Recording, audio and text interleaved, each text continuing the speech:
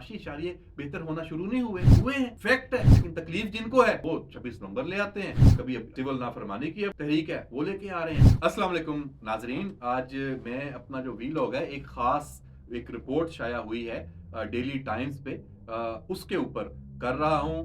ये जो final call हुई थी 24 नवंबर को, फिर 26 नवंबर को जो कुछ इस्लामाबाद में हुआ, डी चौक में हुआ, उसके ऊपर वीडियो फुटेजेस बहुत सारी चीज़ें वो सामने आई हैं। उस पर एक फेक नैरेटिव वो भी बन रहा है, एक नहीं कई। और जो पीटीआई ने जिस तरह यहाँ किया था, उसके बाद जो एक अब वो जुडिशल कमीशन का भी मुतालबा कर रहे हैं उसके ऊपर कि इसमें इतनी लाशें गिरी हैं, गोली चलाई गई है।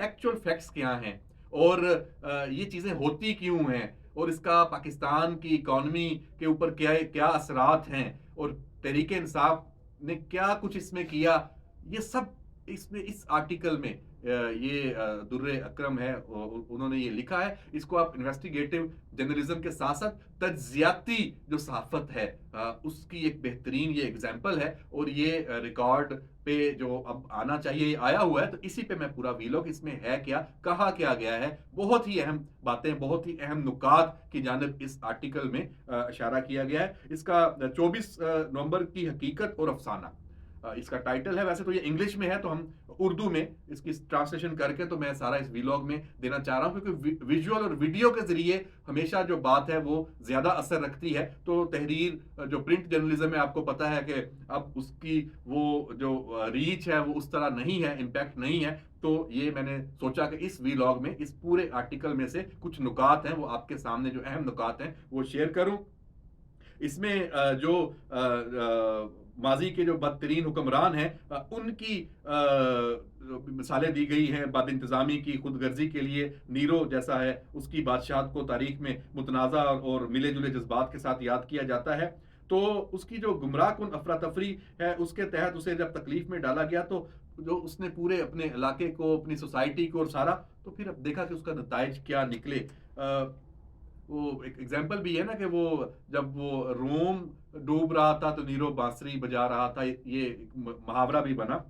तो पाकिस्तान तहरीक इंसाफ का जो इस्लामाबाद मार्च है, इसका ये भी यही है कि हम सियासतदान, हमारे सियासतदान, हमारे जो आम जो लोग हैं जो इसमें पाकिस्तान के अपने मुल्क की तबाही के लिए वो खुद किरदार अदा कर रहे हैं। मतलब मजे की बात यह कि आपको किसी दुश्मन की जरूरत ही नहीं है, हमारे अंदर से ही हमारी जो तबाही की बुनियादें हैं वो रखी जा रही हैं। उसका हमें कितना खमियाजा भुगतना पड़ता है। ये कहने को सिर्फ एक एहतजाज था, लेकिन उसके असरात देख लें। डी चौक में जो कुछ है इस वक्त, बाकी जो जुड़वा शहरों की जो इकॉनमी है वो इससे मुतासर हुई है। आपकी जो स्टॉक एक्सचेंज है वो ऊपर जा रही थी, उसको धचका लगा। तो इस तरह के एहतजाज और ये जो इस तरह की जो सियासत है, इसके असरात मुल्क पे, रियासत पे, आम लोगों की जिंदगी पे कैसे पड़ते हैं, ये सारा अहाता इसमें किया गया है। और जो पाकिस्तान है उसको 24 नवंबर को हकीकत में उसकी जो तरक्की की जो रफ्तार थी, जो जिस जानिब हम जा रहे थे, उसको वापस रिवर्स गियर लगाया गया।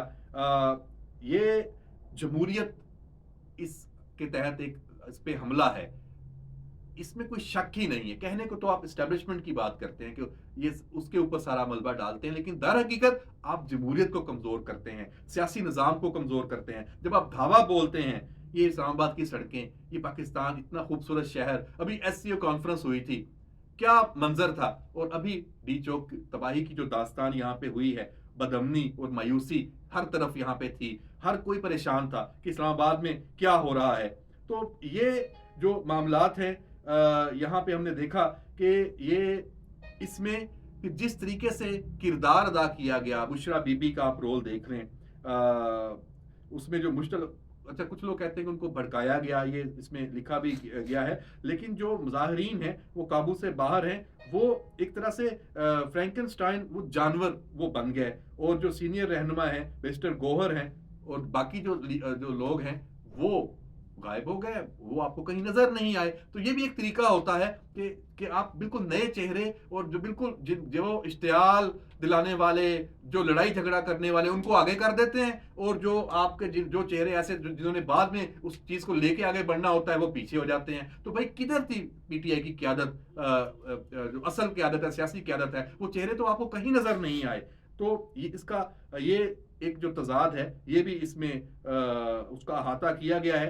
اور سب سے بڑی بات، جو سوشل میڈیا اور یوٹیوب جو ولاگز ہیں ان کے ذریعے اور ایکس کے ذریعے جو کچھ کیا گیا اور ابھی تک کیا جا رہا ہے، ایسے جذباتی ٹویٹس، ہر جو پڑھنے والا ہے ایک دفعہ اندر سے ہل جائے اور وہ اس کو لگے کہ بس میں بھی نکلوں. اور یہ آپ یہ ذہنوں کو کنٹرول باہر سے بیٹھ کے جس طرح کیا گیا، اور کرتے کیا تھے، اس کی وجہ کیا تھی کہ یہی ٹائم ہے اپنے آپ کو مشہور کرنے کا. اس ایک رات میں نے جو کمانا ہے، مجھے جو جھوٹ بولنا پڑے، جو مجھے فیک نیوز اس کا سہارا لینا پڑے، پروپیگنڈا کرنا پڑے، بس میں بک جاؤں، میری ایک پوسٹ بک جائے، میرا ایک ولاگ بک جائے، ملک کا بیڑا غرق ہو جائے، پاکستان کا بیڑا غرق ہو جائے، عوام کا بیڑا غرق ہو جائے. یہ ایک موٹیو بھی اس کے پیچھے آپ نے دیکھا نظر آیا آپ کو. اور اس میں نام بھی اس میں لیے ہوئے ہیں کہ آپ اپنے گھر میں بیٹھے ہیں خود، لیکن گرم بستر میں سردیوں میں، اور اپنے جو کارکن ہیں ان کو جھونک رہے ہیں. حماد اظہر کی ایگزامپل لے لیں، اس کے جو آپ جس طرح اس کے جو ٹویٹس ہیں، اس نے کس طریقے سے نوجوانوں کو ریاست اور اپنے مادر وطن کے خلاف ہتھیار اٹھانے کی ترغیب دی اور اس کو ایک اچھا کام سمجھا، اس کو ایک مقدس جنگ قرار دیا. خود کہاں تھے؟ یہ سوال تو موجود ہے نا، اور اس کا جواب بھی موجود ہے.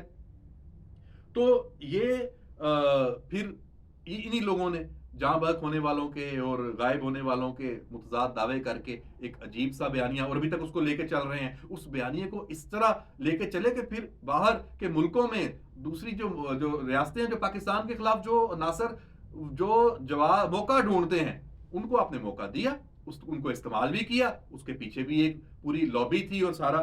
تو یہ ایک جو فہرست ہے وہ ان کی وہ بھی سامنے ہے. یہ اس کا بھی احاطہ کیا گیا ہے اس پورے آرٹیکل میں کہ کس طریقے سے آپ نے 300 افراد کی ہلاکت کا بیانیہ ایک بنایا، اس کو لے کے چلے. آہستہ آہستہ آپ نے جو فہرست دی وہ کم ہوتے ہوتے خود آپ کی اپنی فہرست وہ 50-55 پہ رہ گئی ہے. اور اس کا بھی ابھی اس میں بھی یہ بات سامنے آ رہی ہے کہ اس میں بہت سارے نام ایسے جن کا کوئی وجود دنیا میں ہی نہیں ہے، آپ نے وہ بھی شامل کر دیا کہ آپ ان کو ڈھونڈنا بھی چاہیں تو نہ وہ ملیں اور نہ آپ کی بات کو کوئی جھوٹا ثابت کر سکے. تو پھر آپ نے مسلح افواج، اپنا مسلح افراد جو ہیں، مسلح افواج کو ٹارگٹ کیا، اور مسلح جو افراد ہیں وہ کہ یہ ثابت کرنا، اور اس میں ویڈیوز اور ہیش ٹیگ کا استعمال، پرانی ویڈیو کہاں کی ویڈیو کو کہاں سے ملا دینا، یہ سارے ٹیکٹس ہم نے دیکھا اس 24 نومبر اور 26 نومبر کو یہ سب کچھ ہوا. اور اس میں جعلی ویڈیوز، آپ خون دکھا رہے ہیں سڑکوں پہ اور حقیقت میں ہے ہی نہیں. آرٹیفیشل انٹیلیجنس کا آپ نے استعمال کیا. عمران ریاض خان جیسا بندہ اس کو ٹویٹ کرتا ہے، ظاہر سی بات ہے اس کی تو ویورشپ اور فالوورز تو ہیں لاکھوں میں چلے جاتے ہیں. اس کے بعد اس کو کوئی پوچھنے والا نہیں ہے کہ بھائی یہ تو ثابت ہو گیا کہ یہ آرٹیفیشل انٹیلیجنس کی بنائی ہوئی تصویر ہے. جو پورے ڈی چوک کو یا بلو ایریا کو، پورا سڑک کو خون سے وہ دھلا ہوا دکھایا گیا، وہاں پہ خون موجود ہے، اس کے بعد اس کو دھلائی کی جا رہی ہے اور سارا. تو پھر لوگ آپ کی جب یہ باتیں ماننے پہ مان جاتے ہیں تو آپ کا مقصد حل ہو جاتا ہے.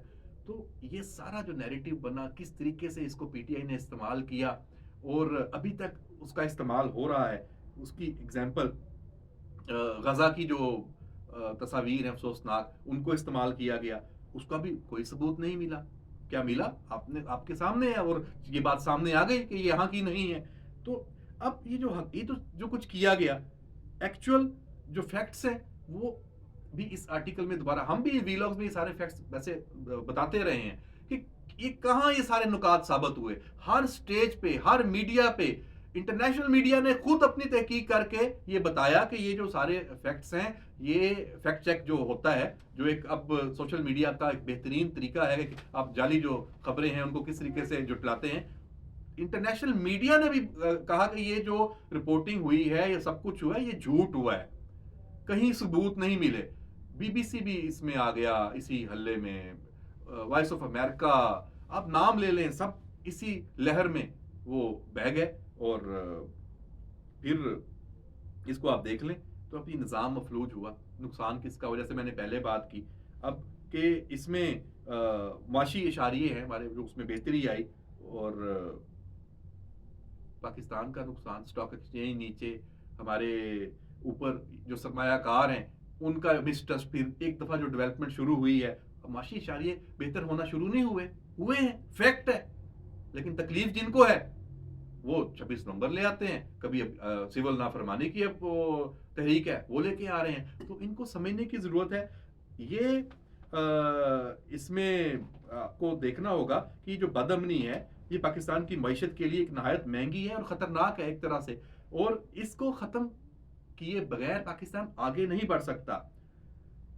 190 अरब रुपए के तो खुद वजीर खजाना ने जो अदाद शुमार बताए हैं इसके नुकसान, और ये अभी मुसलसल हो रहे हैं, ये नुकसान रुक नहीं रहा। जाहिर सी बात है जब आप सियासी अदम इस्तेहकाम इस तरह की बदअमनी के मुल्क को लेके जाएंगे तो ये चीज़ें कैसे होंगी। और आखिर में ये बहुत तवील आर्टिकल है, इसके बहुत सारे पहलू हैं, बात चीज़ें वही हैं, लेकिन इसको जिस खूबसूरती से फ्रेज किया गया स्टार्ट से लेके और एंड तक, ये पढ़ने लायक है।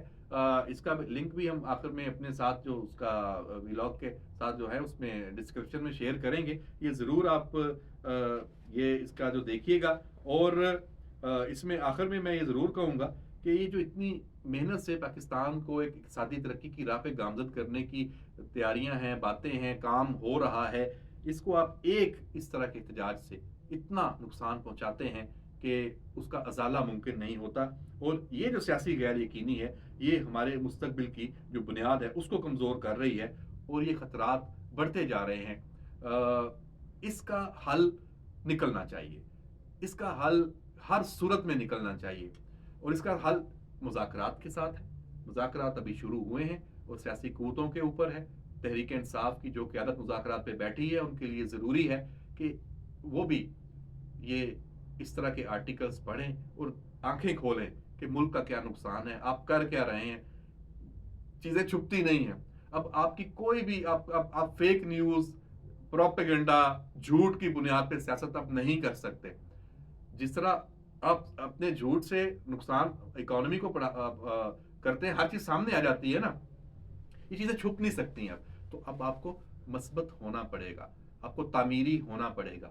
नहीं होंगे तो आपका नुकसान तो है ही, मुल्क का नुकसान सबसे ज़्यादा है। मुल्क अगर आपका है तो आप इसका सोचें, नहीं सोचेंगे तो फिर इसका कोई ऐसा हल होगा कि फिर आपके पास भी कोई जगह नहीं होगी बचने की और पछताने की भी। फिर आप गिला ना कीजिएगा कि ये क्या हुआ, हम जेलों में क्यों हैं, हमें ये सियासत किधर चली गई, फिर गिला ना कीजिएगा।